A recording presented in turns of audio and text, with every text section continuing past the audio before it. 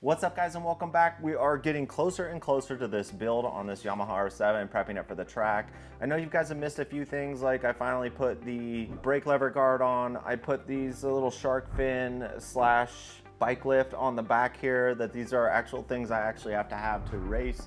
So I put those two things on. Obviously, the most apparent thing is I swapped out the fairings and I put these Hot Bodies fairings on, and I got a little crazy when I found my wife's little Cricket and I made all my own little stickers and stuff, but the bike is getting really close now. There's still a bunch of things we gotta do. For example, I've gotta still drill the holes in all the bolts, do all the tie wire, fix up the radiator with a radiator guard, which I have en route. And other than that, the main things that I still need to do is to remove the ABS, put in our little ABS removal device that we bought, and then of course redo all the lines, put the new brake pads in.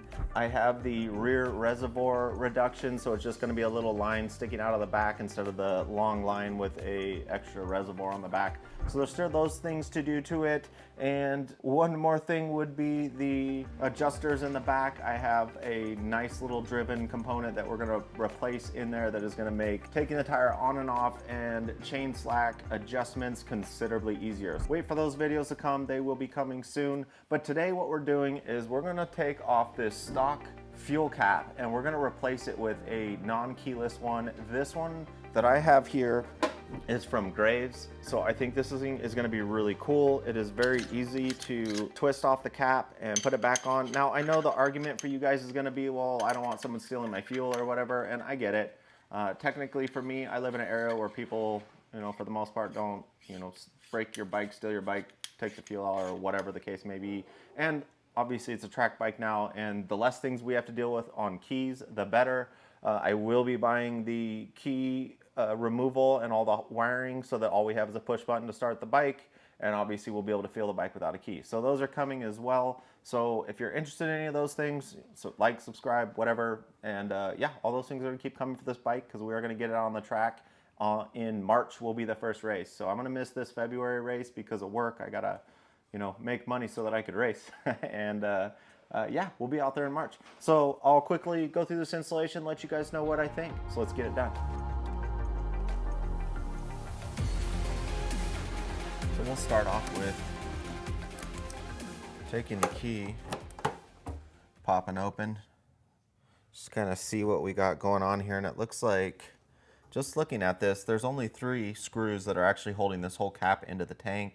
And then these 2 screws are holding something under the cap. So we'll go ahead and remove these 3, which are a 4mm hex key. Just be careful not to drop them in the tank. In fact, I think what I'll do is just kind of shove me a little rag right here just in case, because that would totally suck. So there's one bolt, and we are going to reuse these to put on the Graves. Whew, those are in there pretty good. Yeah, those are kind of hard to grip out. So yeah, definitely add the the rag inside here so that you don't drop one of these in here on accident. And the last bolt here on the other side. There we go. So there's all 3 out. Interestingly, they don't have Loctite on them. And we should from here just be able to, there's one more right here.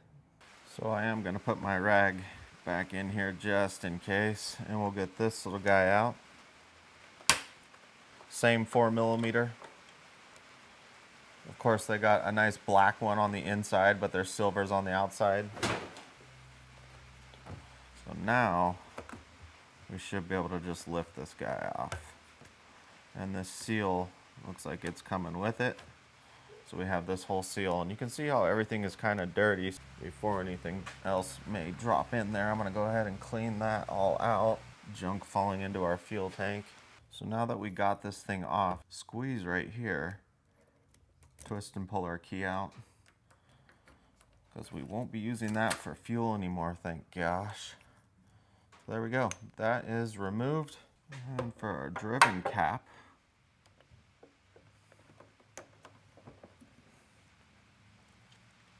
we do have a rubber spacer on here, so it is going to seal. It's quite nice.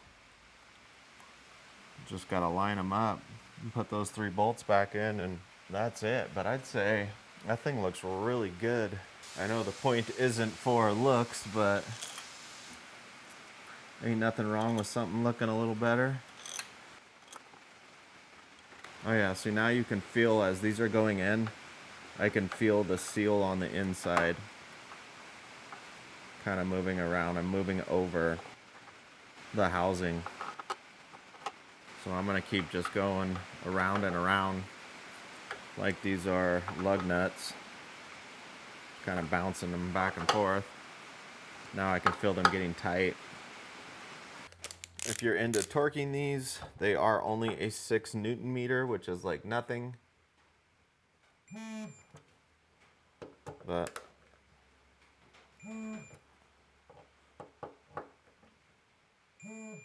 so there we go. All 3 are torqued down. We now have a removable cap for our fuel. That seal worked out great. I don't know, I like it. Definitely quick, easy installation if you're not worried about your fuel getting stolen. I like it, and obviously for a track bike you want this, because at some point we're going to remove these clusters and we're not going to have key at all for this bike anymore, and that would be probably one of the worst things you could do to a track when you go to a track, is to find out that you forgot your key. So hope this was helpful, guys, and I'll see you next week. Bye.